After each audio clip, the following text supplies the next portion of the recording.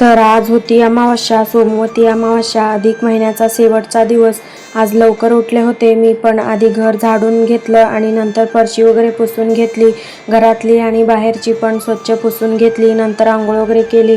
Hair wash केला होता आज. आधी तर उंबरठ्याची पूजा करायला घेतली. छान उंबरठ्याला हळदीचं लेपन करून घेतलं. तसं तर रोजच करावी म्हणतात, पण रोज काय होत नाही कामाच्या गोंधळात. असं अमावस्या पौर्णिमेला तर करतच असते मी. असं सगळं केलं तर घरात किती पॉझिटिव्ह वाटतं ना.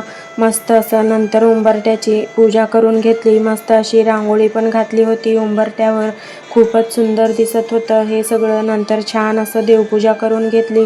नैवेद्य दाखवला आणि 33 दिव्यांनी ओवाळून घेतलं.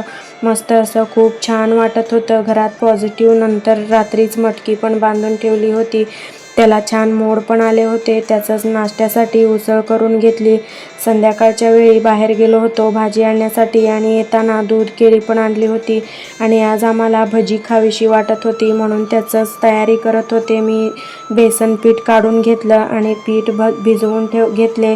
नंतर थोडा वेळ ठेवलं आणि मस्त तेलात गरम गरम भजे सोडून घेतले. बटाट्याची भजी बनवली होती आणि मिरचीची पण. नंतर शिवांशला पण खायला दिलं आणि मी माझ्यासाठी मस्त अशी कॉफी करून घेतली. मस्त गरम गरम भजी आणि कॉफी एन्जॉय केली. इकडे शिवांश पण भज्यावर ताव मारत होता मस्तपैकी. चला आजच्यासाठी एवढंच. भेटू आपण उद्याच्या ब्लॉगमध्ये. तोपर्यंत bye bye. Thanks for watching.